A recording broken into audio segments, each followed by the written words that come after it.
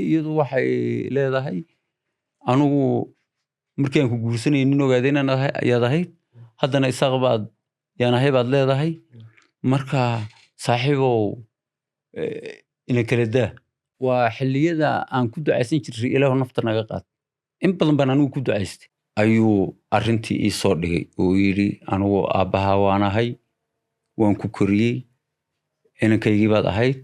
laakiin aabbihii dhabta ahaa ee ku dhalay ma ihi ayuun baan mar iroon ruuxa waxaa samaynaya ma ciidankii deegaanka mise waa al-shabaab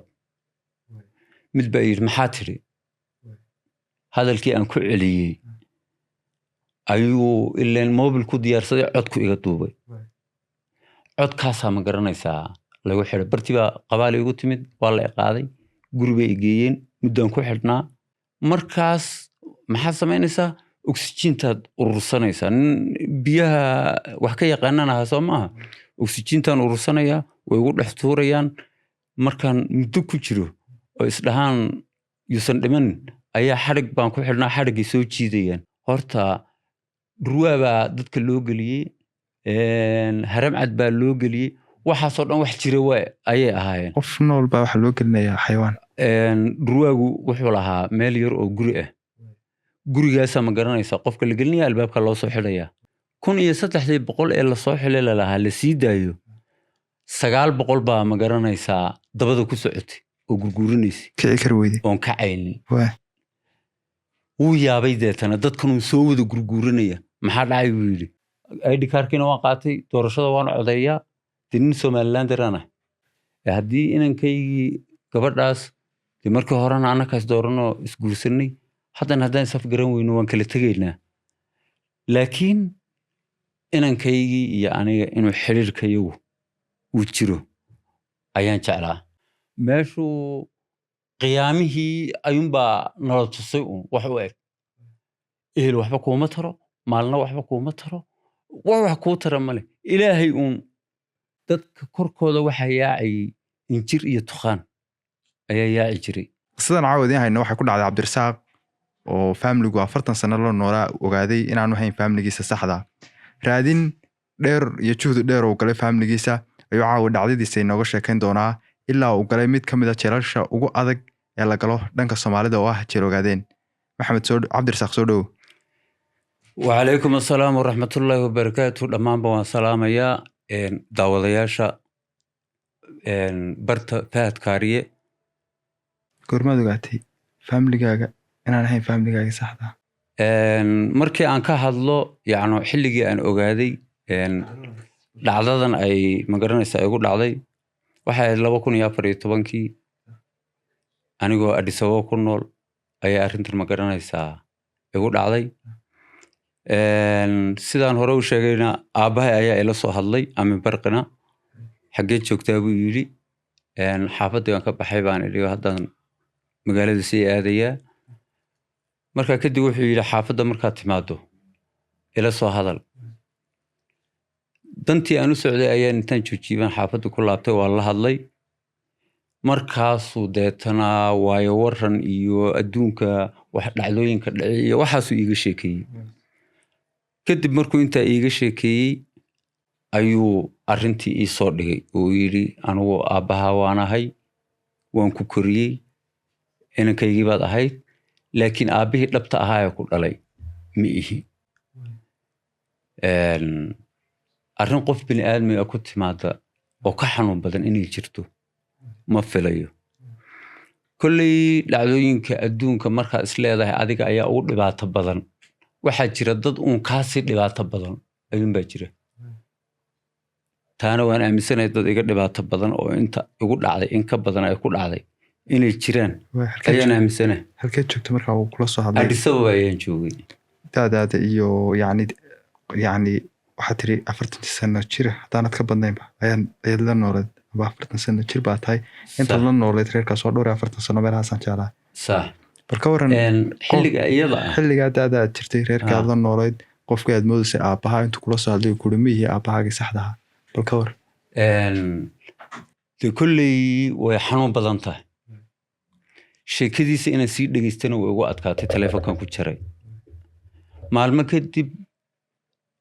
gurigii baan iska dhex joogay kama baxaynin 3 maalmood baan qolkaygii iska dhex fadhiyey haa 3 maalmood kadib ayaan la hadlay deetana oon iri bal waxa uu ku dhaho meeshuu kaa helay aad weydiisid markii baan la xidhiidhay xilligaa ayuu qaybo ka mid ah siduu ii helay iyo meeshuu iga helay uu ii sheegay intaa wuxuu ii raaciyey soo tag ii imow adoon cidna arrintan u sheegin markaad ii timaado aniga ayaa ku tilmaamaya sidii ma garanaysa aad ehelka ku heli lahayd amba aan kugu helay anu markii hore saas amba markii hore aan kugu helay haa sidii baan kusoo tegey Addis Ababa ka soo baxay amin habeenaan soo guuraynay subaxii baan jigjiga soo galay subaxa aan soo galay jigjiga duhurkii intaan la gaadhinna maxbuus baan ahaa sababtu maxay tahay inaad maxbuus noqoto maxbuusku waxay ahayd waxaa jirtay waagaas xilligii xukuumaddii Cabdi Ilay bay ahayd madaxweynihii hore soo maray dowladda Soomaalida ayay ahayd waxaa jirtay dadka oo dhan wax marajaa la dhaho ayay ahaayeen maxaad uga jeedaa marajaa waxa weeyaan af Soomaali waxa ku noqonaysaa sirdoon qof walba waxa uu ku hadlo ayaa la dhageysanayay waxaa jiri jiray is-hoos dhig la dhaho oo ma garanaysaa shirqool camal ah haa sheeka lagaaga sheekayn sheekadii markaad ku beerto adiga markaa lagaaga fadhiisanaya haa waay marka dee ragaan isnaqaanay ahaayeen waan kulannay waan sheekeysanaynay sheekadii ay ka sheekeynayeen ayaa waxaa ka mid ahayd dad badan oo ma garanaysa deegaanka lagu dhibaateeyey dhibaatada markay ka sheekeeyeen aan qaadan waayey ayuun baan mar iroon ruuxa waxaa samaynaya ma ciidankii deegaanka mise waa al-shabaab mid baa yidhi maxaa tidhi hadalkii aan ku celiyey ayuu ileen mobil ku diyaarsaday codku iga duubay codkaasaa ma garanaysaa lagu xidhay bartii baa qabaali igu timid waa la iqaaday guri bay igeeyeen muddaan ku xidhnaa haddana kadib saldhigga booliska laygu wareejiyey saldhigga booliskana waxaan u malaynayaa 2 bilood iyo bar ilaa 3 bilood ayaan ku xidhnaa maxkamad baa la igeeyey maxkamaddii way xukuntay sidii baan jeel ogaadeen ku galay marka adigoo intaa yidhi maxkamadda maxaa kugu qasbay qofku inaanba dembi uu qirto dembi baad qiratay ma jirdil baad maxaa xilliga iyada dembi qirashana meesha ma aysan oolin hebel dembiguu qirtay iyo ma qiranin ma oolin marka maxaa maxkamadda waxaan idhi baa yaan xusuustaa waxaan idhi ma isdifaaci karayaa ninkii garsooraha isma difaaci kartid buu yidhi waaye waxaad xukum markaa jirdil miyaa lagu geystay mise caadin baa lagu waxa weeyaan jirdil waan soo maray oo waxaan ma garanaysaa adoon lagu dhibaataynin oo aan lagu rafaadinin kuma geynayaan maxkamadda markaa waa lagu dhibaataynaya aad baa laii dhibaateeyey marka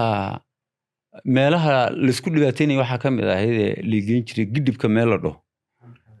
gidhibka waxa weeye waa biyo xidheen biyaa fadhiya biyahaas ayaa habeenkii ma garanaysaa lagu dhex gelinaya laakiin anu waxaan ku wanaagsanaa nin webi ku koray baan ahaa dabaal yaqaana marka qaabka biyaha loola macaamilo ayaan aqaano markaa biyo xidheenka miyaa lagugu sii dhex deynayaa mise adoo lagu yahay gacmaha oo ka xidhan baa lagugu sii dhex deynayaa oo xidhan laakiin markaas maxaad samaynaysaa oxygeentaad urursanaysaa nin biyaha wax ka yaqaanaan ahaa soo maaha oxygentaan urursanayaa way igu dhex tuurayaan markaan muddo ku jiro oo isdhahaan yuusan dhimanin ayaa xadhig baan ku xidhnaa xadhiggay soo jiidayaan sidii kalluun la dabay oo kale marka taasaa ma garanaysaa ka mid ahayd jeeloogaadeen ka waran dhibaatooyinkiisi jeeloogaadeen walaal haddaan dhibaatooyinkiisii kaaga sheekeeyo dee wax la koobi kara ma ahayn maxaad ka xasuusataa dadka u sheeg horta kow dadka waxaa lagu ciqaabay gaajo in ay gaajoodaan ayaa lagu ciqaabay talabaad iyaga oo gaajaysan oo tabar yar ayaa haddana garaacitaan iyo ciqaab kale la marin jiray marka ciqaabuhu way badan yihiin qaar baa ulayn ah qaar baa ma garanaysaa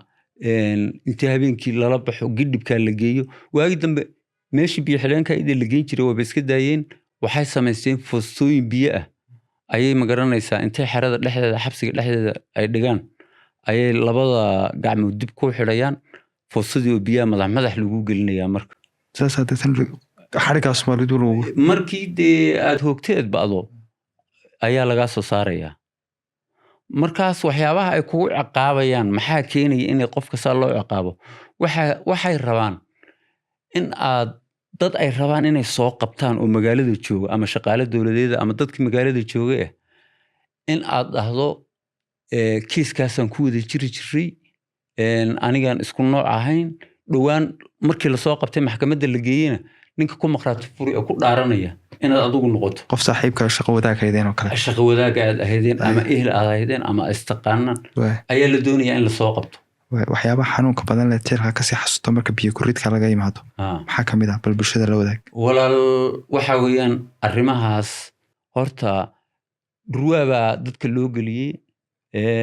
haramcad baa loo geliyey waxaasoo dhan wax jira ayay ahaayeen qof nool baa waxaa loo gelinayaa xayawaan dhurwaagu wuxuu lahaa meel yar oo guri ah gurigaasaa ma garanaysaa qofka la gelinaya albaabka loo soo xidhayaa qofkii ugu horreeyey ee loo geliyey in reejigji waa maxamed khadar baa la dhihi jiray muxuu kala kulmay wuxuu kala kulmay meeshuna waa meel yar adiga haramcadkaanba isku layna meesha iyo dhurwaaga marka waxaasi wax jiray ahaayeen maalin waxaa jirtay 12 qof ay ugu geliyeen markii dambe dhurwaagiibaa intuu hoosta u maray ayay dhurwaagii u baqeen oo dhaheen naqaskaa ku dhagay wuu dhimanayaa sidiiba ooga soo saareen marka iyagaa u baqay dhurwaagii u baqeen inuu ka dhinto dadka uma baqayaan laakiin dhurwaaga way u baqayaan inuu dhurwaaga si kale loogu sheegana dadka u sheego waa waraabaha sooma waraaba xaggan laga dhahaabaan malaynaya dhurwaa qof kastoo Soomaali inuu garanayo waa sax waraabana dee waa la dhahaa marka waxaa jirta halkaasoo kale istaag lagu oranayaa maanta waa taagnaanaysaa caawana waa taagnaanaysaa berri waa taagnaanaysaa qofkii ugu badnaa ee aan arkay ee taagnaa 5 habeen iyo 5 maalmood buu taagnaa uu saa u taagnaa waxaa laga soo qabtay magaalo Birqodol dhaho qabale u dhaho hoosaale iyo wax noocaas ayaa la dhahayay baan u malayn marka waxaa la samaynayaa mararka qaarkood xilliyada qaboobaha ayaa qol yar oo sibidh ah inta dharka lagaa saaro ayaa biyo ma garanaysaa lagugu shubayaa adigoo biyihii dhex fadhiya oo qaawan oo nigis keliya qaba ayaad halkaa ma garanaysaa muddo ku xidhnaanaysaa marka ciqaabo way badnaayeen walaal waxaad ii sheegtay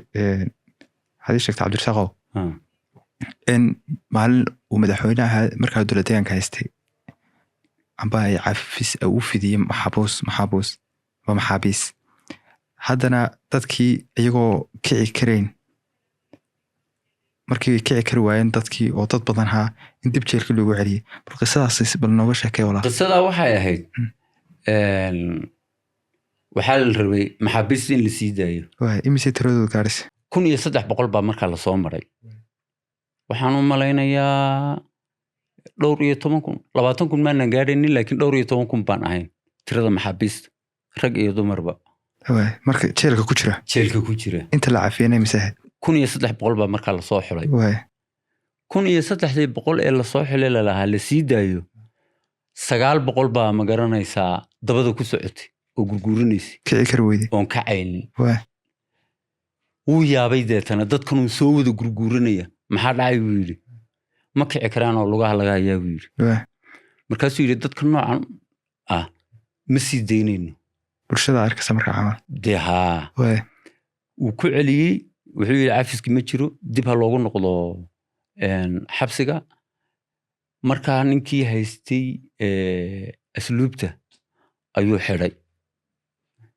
ninkii buu xidhay komishineer kale lasoo magacaabo cusub cuntadii ayaa wax laga bedelay markaa hore waxaan cuni jiray in yaroo canjeero daafe ah ودي مرنا اللواي مرنا اللي هلي cunto u ahaa qofka dhan عنتو هاي markaa dadku sida roogii 3 waqti wax cunaan imise waqti wax cuni jirteen dhow هدي لدونو مالنكي مربا لغا يابا إناد وح عنتو 3 waqti baad hal mar saddex waqti marba laga yaabaa inaad laba jeer cunto saddex waqti oo toos lama helin niyada haddaad heshana wax ma garanaysaa beerkaaga gaadhaya ma ahayn marka cuntadii buu bedelay bariis iyo digir in ma garanaysaa loo sameeyo maxaabiista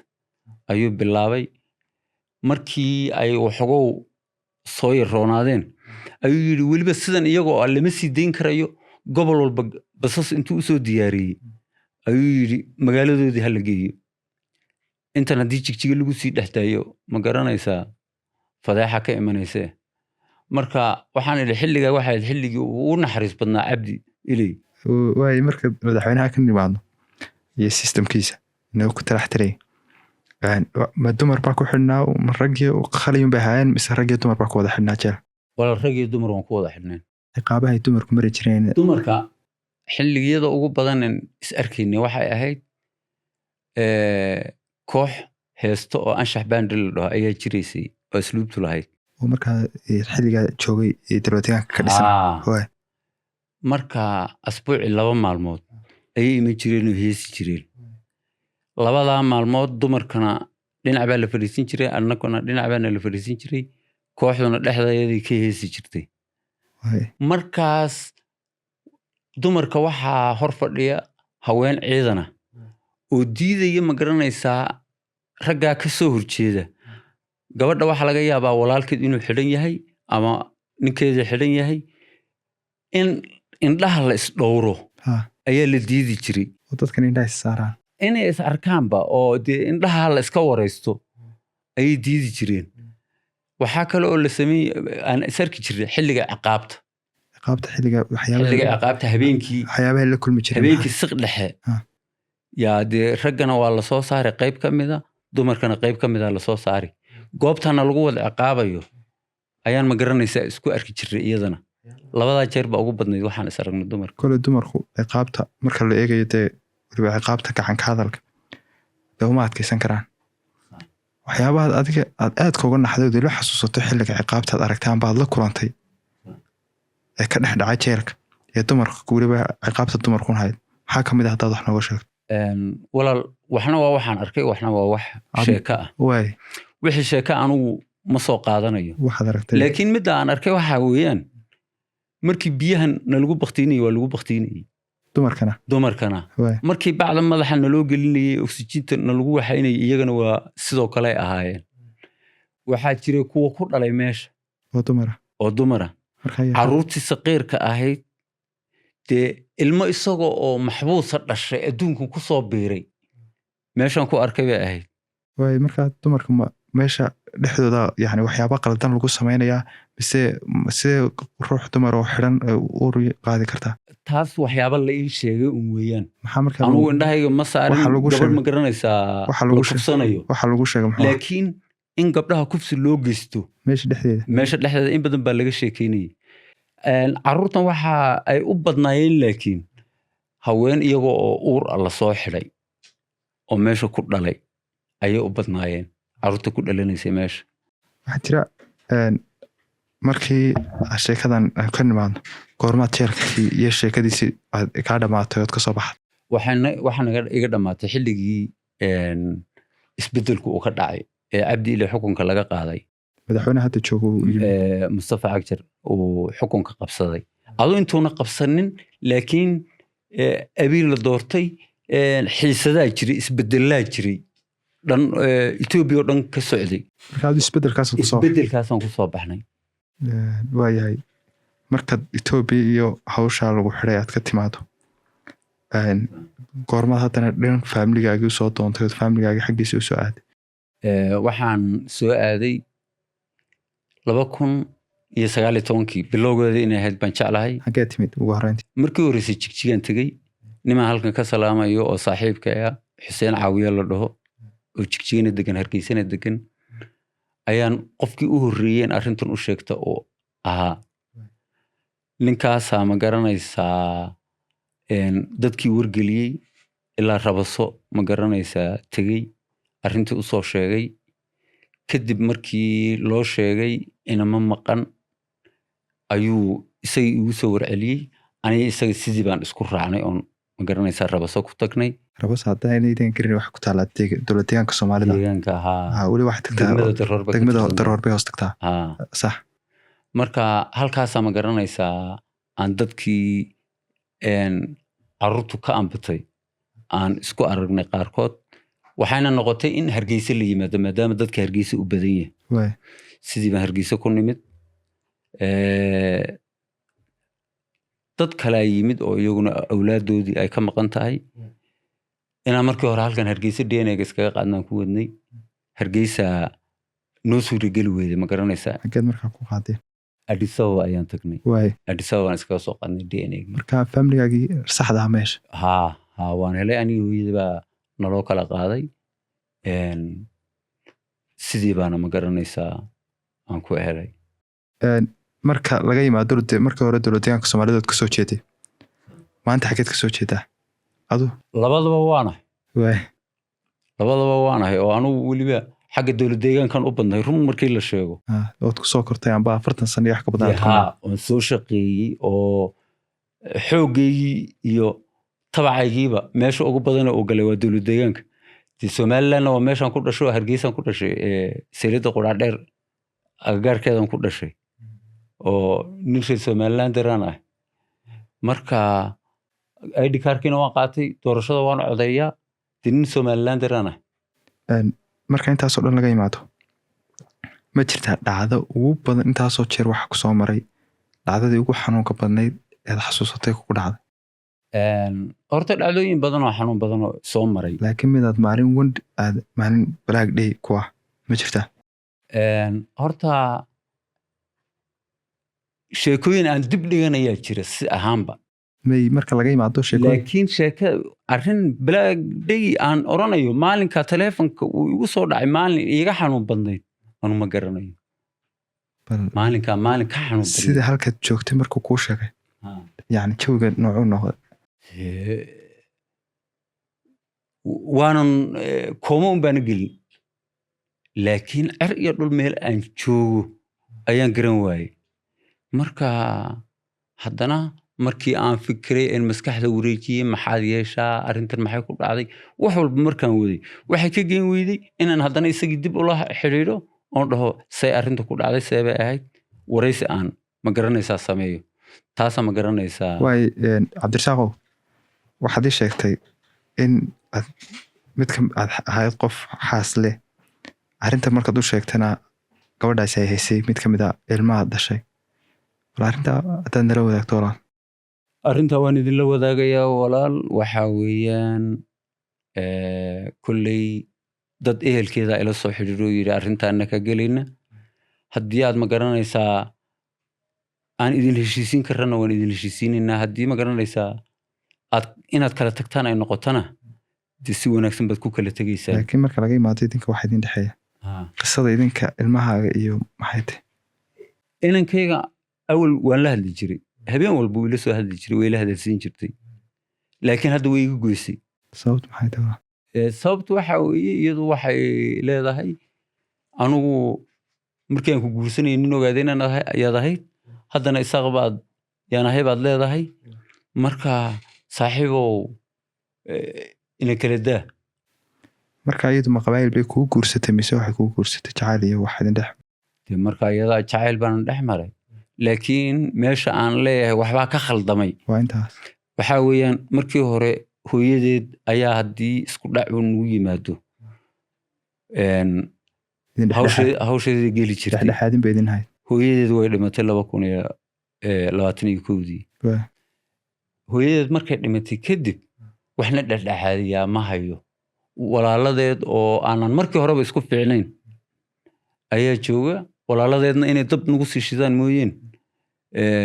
inay hawsheeda qaboojiyaan waxaad sheegtay shirqool maalin ku dhacayo waliba xagga magaalada Garowe ka dhacayo walaaladeed ahaayeen maxaa kugu dhacay waxay ahayd way timid Garowe timid way la soo hadashay Garowe waan joogaa bay tiri halkan aan ka tegey markaan magaaladii tegey ayaan la hadlay waxaan waan imid xafiiska Yasmiin baan joogaa waxay tiri walaaladii baa ku soo qaadaya laba walaaladeeda ay yimid way qaadeen guri cidla ay geeyeen waay waan cidba joogin waan cidba joogin waay waan yaabay adugu haddana way igu soo laabteen waxay dhaheen walaal waxaan meesha kuu keennay in wixii ma garanaysaa isku keen xidhayay inantaas ahayd inantii waxaan garannay in aad ma garanaysaa warqadeedii aadna siiso waay markii hore iyagii baan la dooday iyagii markay ku adkaysteen anna waxaan idhi dee idinma furayee gabadh baa dalqadda iska leh iyada hala ii keeno amba wax idinka dhexeeyaan haa way diideen marka inay noo keenaan isukaayo keenaan aduu 2 habeen baan meeshii ku jiray maalinkii dambe ayaa waxaan arkay subaxii iyadoo nin waardi ah fadhiyi jiray iridda markaa guriga lagu xidhay maba ahaba guri yani family jooga waa guri askari guri cusub oo la dhiso wax family usan joogin weeyaan askari baa markaa kugu ilaalinayaanba ma wax diraysa kumaana arkaynin laakiin nin baa iridda bajelka furiya xidhay kursi halka u ag yaallay kii oon joogin baan arkay markaasaa albaabkii intaas ka furan soo bax waay sidii baan kaga soo tegay ilmaha kusaad ii sheegtay waa dhowr 20 jir haddaan qaldanay may 12 sano ayuu jiray 12 sano 12 sano afwan ilmaha maanta waa 12 sano jir aabaa tahay maanta ilmahaagii amba inankaagii 12 sano jira oonad la noolayn oo maanta qof ka hay gabadhii dhashay haysato oonad weli la hadal oonad arag xanuun noocyo kugu leedahay markii aan waalid la'aanta ahaa ehel la'aanta aan ahaa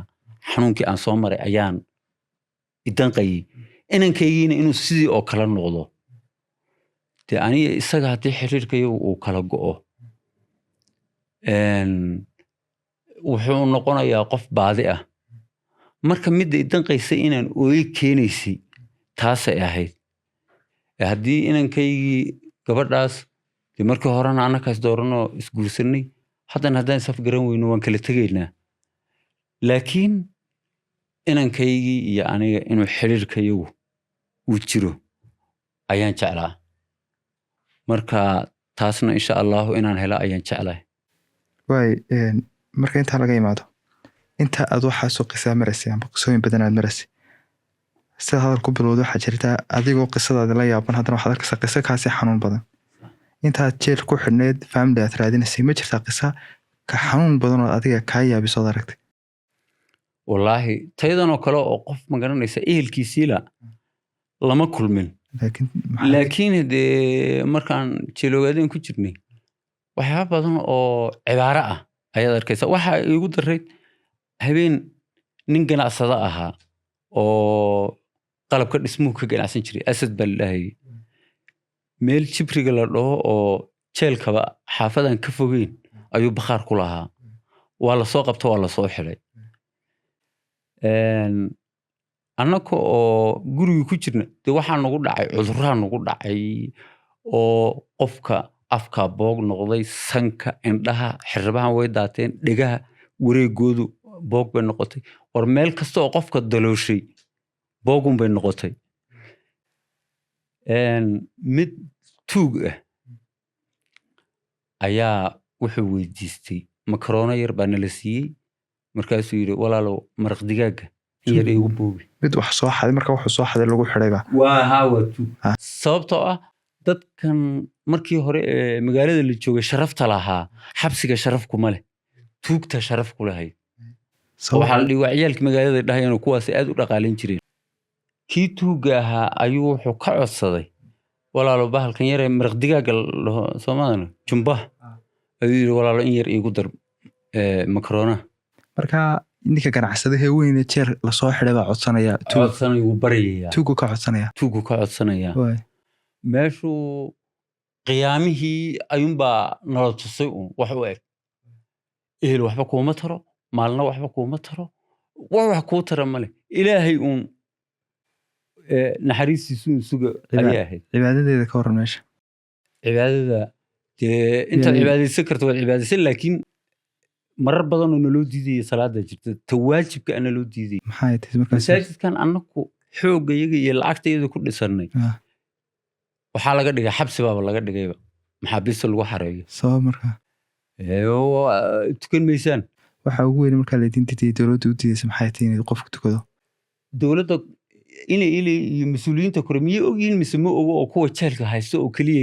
ayay ku gaar u tahay ma kala sheegi karo laakiin laakiin annaga dee intan jeelka haysataa ayaa waxay doonaan naga samaynayeen waadna garan kartaa oo mas-uulku wade markuu hal ciqaabo waxa le kuwanna waxbay kusii darsanayaan oo in dheeri ah oon la markaa amrin sababta qof lagu diidaya xilliga waajibka oo cibaadada ma ay dowladdu leedahay ma iyagaa dhibaato ku imaanaysay maxay tahay dowladdaad habaartaan bay dhihi jireen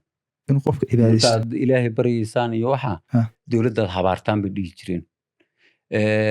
adaa lagu garaacayaa waxaa lagu oranayaa dowladdaad habaartay madaxweynaha habaartaye dadka kula habaari jirta sheeg markaad oloshe usha lagaa dayn waayo hebel iyo hebel baa ila habaari jiray baa tii kuwiina waa la garaacay waxa la dhihi idinkuna kuwa kala sheega markaasa gebiba ushu way wada gaadhaysaa dadka subxaanallah marka wax noocaasoo ilaahay uun ma garanaysaa uu naga najiyey ayay ahayd waayo markaa intaa laga imaado Sax. meesha nadaafadeeda iyo systemkeeda nadaafadeedu nadaafad ma lahayn haddii aan nadaafadanada ilaalin lahayn kolay tahay Ah.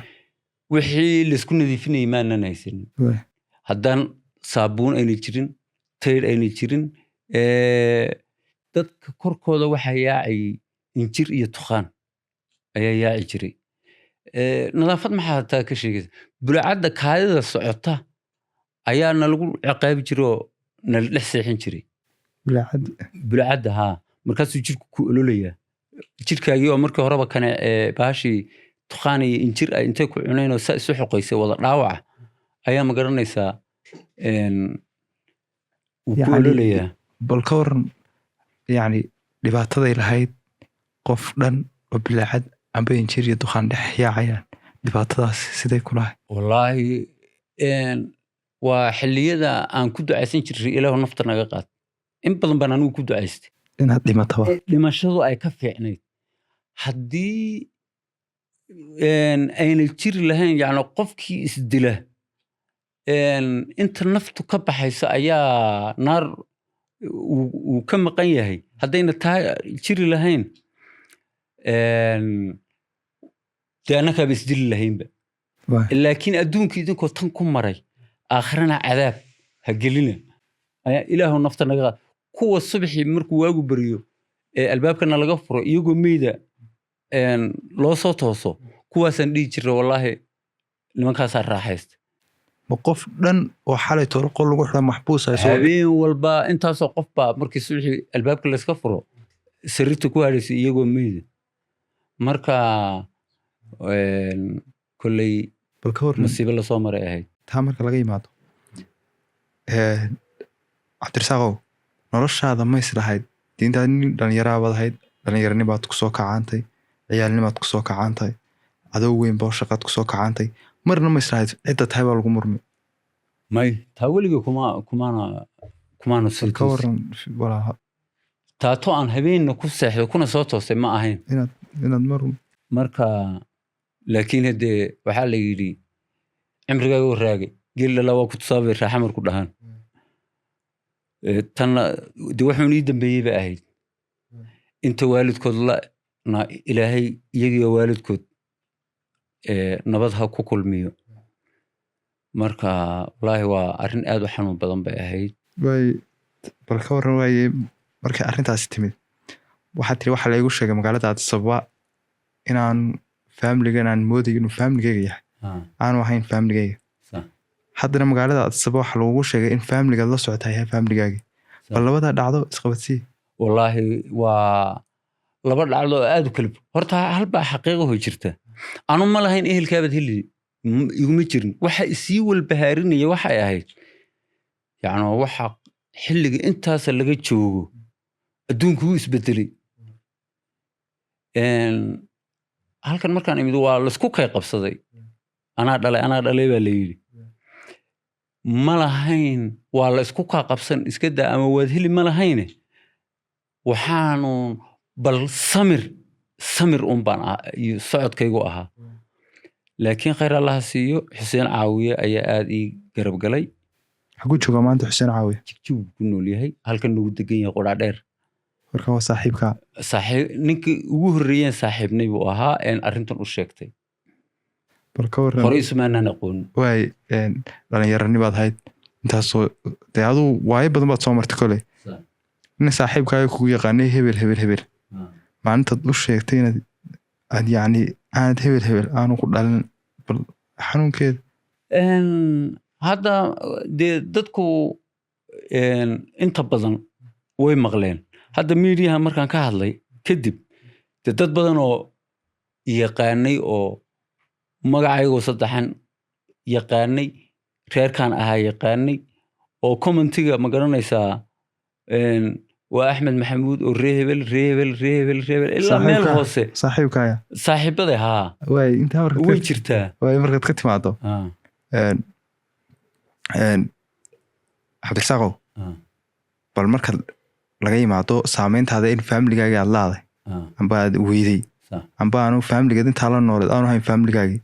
bal ka waran farxadda inaad maanta familigaagii la joogto aad heshay farxad ka weyn maasha allah bal ka waran iyo dareenka farxad aad u weyn weeyaan aad iyo aad inaad maanta family ilaahay baan ku mahadinayaa in aan helay sababtoo ah sidii aan ahaa kuma aanan noolaan karaynin haddaan waayi lahaa laakiin hadda alxamdulilah duruufaha iska jiraan laakiin alxamdulilah ina hebel baan ahay ehelkii ma garanaysaa arkay tolkii la jooga walaaladii la jooga hooyadii soo gaadhay oo ay sarkeen allahu naxariise nin noocaas ayaan ahay laakiin markaa iyada ah nolosha iyada ah mid aan kusii jiri karayo oo aan ku noolaan karayo ma aysan ahayn alxamdulilah rabbilcaalamiin wax isu dhow ma ah maanta familigaaga halkan yaad ka salaamaysa dhammaan waan salaamayaa wax allaale wixii igaranayay horey ii yaqaanay markaan Axmed ahaa iyo inta hadda Cabdirasaaq ii taqaanaba dhammaanba waan salaamayaa waxaa kale oon salaamayaa qofkii ugu horreeyey ama qofkii keliya ee ila soo hadlay ee ma garanaysaa taakulo isiiyey wixii uu karayey ayaan halkan ka salaamayaa Cabdisalaam baa la dhahaa waddanka Maraykanku ku nool yahay isagoo taraag wada ayaa markuu idaawaday iyo wuxuu dib ugu noqday magaalo Shanfield baa la dhahaa buu yidhi 12 kilomitir baan ka soo baxay buu yidhi iyadii baan dib ugu laabtay buu yidhi marka ninkaas aad baan u salaamayaa waxaa kaloon salaamayaa dhammaanba intii ila soo hadashay ii ducaysay intii commentiga iigu ducaysay kuwii ila taliyey dhammaanba waan salaamayaa waxaa kaloon salaamayaa waxaad u sheegtaa maanta inaad tahay qof faraxsan familigiisa la nool bal iyadana taa ummadda waxaa kaloo aan salaamayaa hablo iyaguna ila soo hadlay oo group barwaaqo iyagana halkan aan ka salaamayaa alxamdulilahi rabbilcaalamiin waxaan idiin sheegayaa in ma garanaysa aan ku faraxsanahay helitaanka ehelkay la joogitaankooda la noolaanshahooda alxamdulilahi rabbilcaalamiin aad iyo aad baan ugu faraxsanahay wax yaron waxaan inankaa iyo aniga kala maqan ayuu ma garanaysaa waxooga culaysa igu hayay taana ma garanaysaa gabadhii dhashay ehelkeed qaar ka mida ayaa ila soo hadlo yiri arrintaana ka gelayna insha allahu khayr baan ka rajaynayaa asalaamullaahi calaykum waraxmatullaahi tacaala wabarakaatu waraysigan halkaad kala socoteen waa Fahad Kaariye sidoo kale waraysigan waxaad la socodsiinayay aniga Cabdiraxmaan Gooda Cabdirasaaq wuxuu ahaa nin qisadiisa la wadaagay oo familigiisa uu la noolaa 40 sano ay sheegeen inaan ahayn familigiisa hadda laakiin ka bacdi familigiisa la nool Cabdirasaaq waxaan u rajaynaynaa khayr badan iyo baraaro badan sidoo kalena waxaan ummadda Soomaaliyeed u sheegaynaa inaanu haddii qofkii doonaya xogtiisa oo rasmi ah inaanu bartaan ku leenahay website-da aan ugu soo qori doono lambarkiisa qof kasta wuxuu kala xiriiri doonaa bartaas aad baan idin salaamnay sidaa iyo salaamullaahi calaykum waraxmatullaahi tacaala wabarakaatu